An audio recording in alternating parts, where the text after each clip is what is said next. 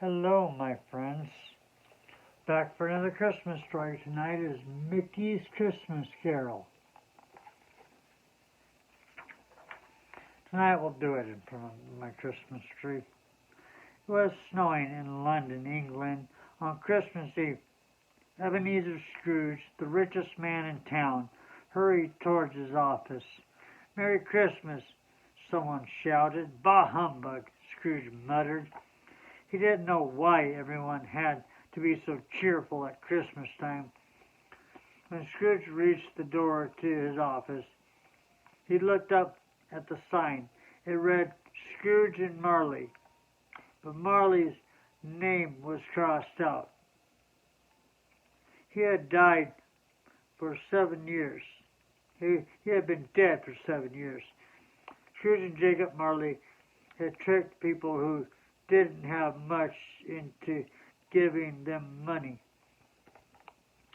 They had gotten very rich and hadn't cared that they had been unfair. Scrooge cackled as he thought of all his money. Bob Cratchit, Scrooge's clerk,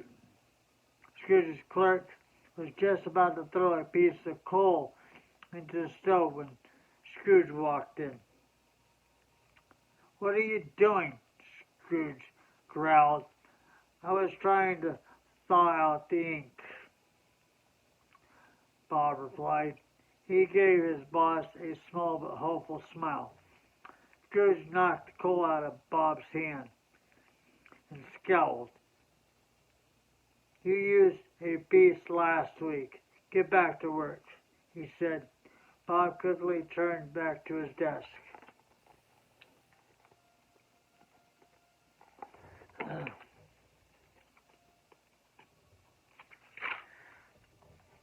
After a few moments, Bob snuck a glance at his boss. Then he said, "Speaking of work, Mr. Scrooge, tomorrow is Christmas, and I was just wondering if I might have the day off."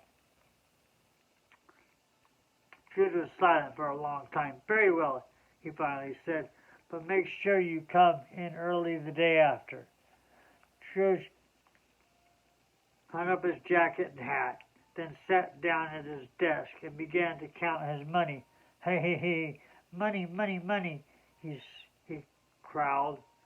Suddenly the door burst open. A young duck carrying a wreath walked in. "Merry Christmas," the man said.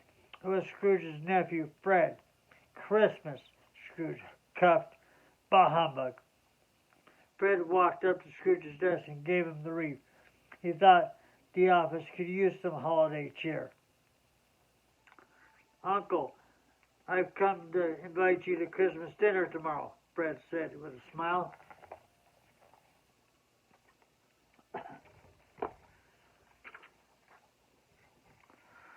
"Well," Scrooge said as he came out from behind his desk, "and will there be plum pudding and sugar cakes and plum roast goose?"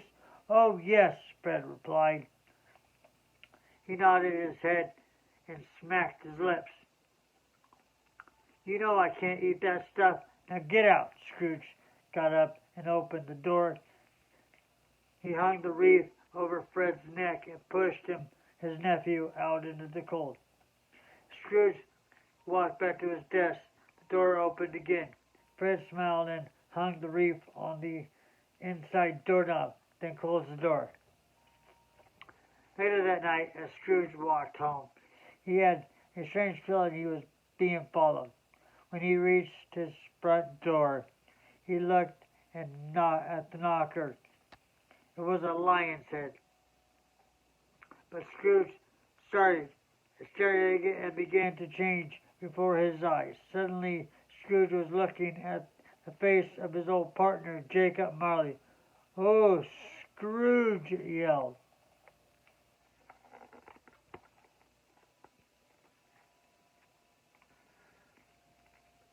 Jacob Marley.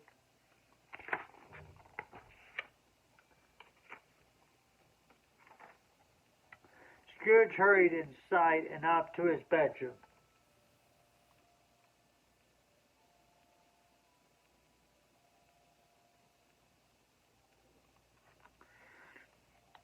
He closed the door and climbed into his chair. He heard the sound of clanking chains. He shivered, too afraid to move. Then the ghost appeared beside him. It was Jacob Marley. He was covered in heavy chains. Ebenezer, the ghost wailed. He rattled his chains. Do you know who I am? Scrooge peered at the ghost from under his top hat. When I was alive, I robbed from widows and took money from the poor, Jacob said. You were a fine partner, Jacob, Scrooge said with a smile. No, Jacob replied. I was wrong, and now I have to carry these chains forever for punishment. The same thing will happen to you tonight. Tonight you will be visited by 3 spirits.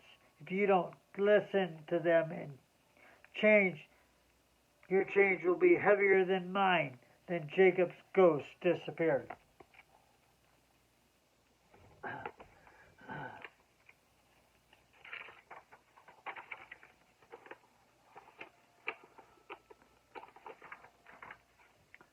Scrooge was still shaking with fear as he got ready for bed. After checking the room for more ghosts, he climbed under his covers. Humbug, he muttered. Then he fell asleep. But it wasn't long before the noise woke him up. Ding dong, the clock bell was ringing. Scrooge opened his eyes and found a little cricket in a top hat beside his table. By his bedside table. I am the ghost of Christmas past, the cricket said. We're going to visit your past tonight. The ghost went to the window and pushed it open. Just hold on, the ghost said as he hopped onto Scrooge's hand. Scrooge did as the cricket said, and they flew out into the darkness. The city passed slowly beneath them, and they flew high the snow-covered rooftops.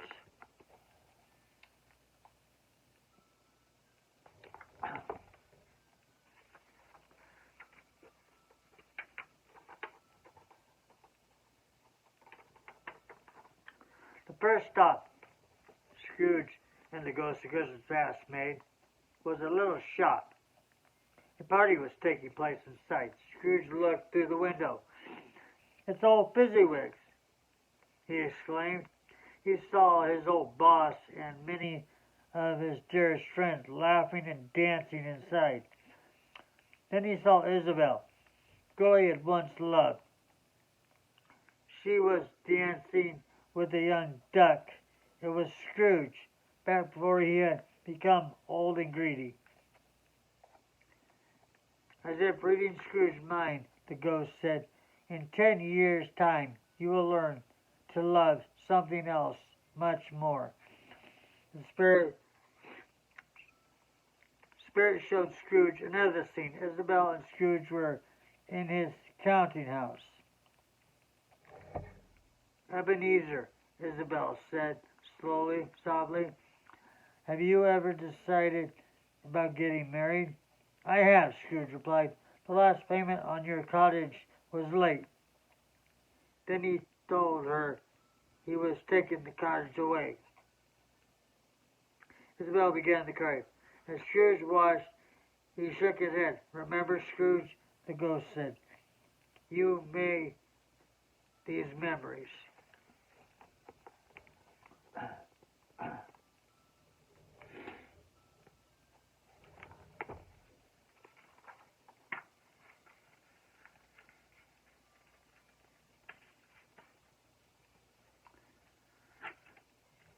Scrooge found himself back in his bed. Then he heard a loud voice say, I am the ghost of Christmas present. Scrooge looked up and saw a giant. The giant lifted him up and carried him out into the night. He brought Scrooge to his shabby little house. Through the window, Scrooge saw Bob Cratchit with his family. They were having Christmas dinner. On the table sat the smallest bird Scrooge had ever seen. "Surely they have more food than that," he whispered. Then a smaller boy hobbled into the room on crutches. His name was Tiny Tim. Tiny Tim looked at the meal on the table. "We must thank Mr. Scrooge," he exclaimed. Scrooge turned around to ask about Tiny Tim, but the ghost was gone. He was all alone in a graveyard. Suddenly he saw a dark figure. "Are you the ghost of Christmas future?" Scrooge asked. The ghost was silent. He pointed at a gravestone. Scrooge saw the Cratchit family without Tiny Tim. They were near a grave, crying. The spirit pointed to an empty pit. "Whose lonely grave is this?" Scrooge asked. Then he realized it was his. "I can change," Scrooge cried. "Let me change."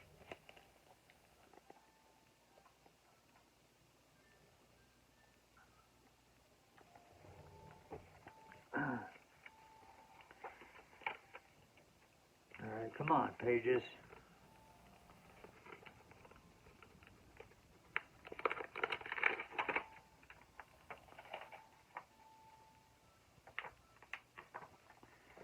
Suddenly Scrooge was in bed again.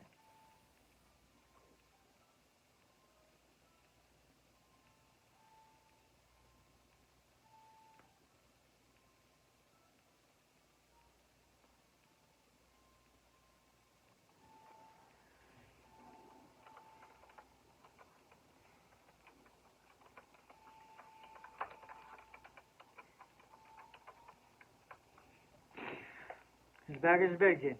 He ran to the window and looked outside. The sun was shining. The street was covered with snow. Christmas bells were ringing. "It's Christmas morning," he cried. Spirit had given me another chance. He pulled on his hat and coat and ran outside. "Merry Christmas," he called to everyone he passed. He saw his nephew Fred on the street. "I'm looking forward to that wonderful meal of yours," he called as he ran by.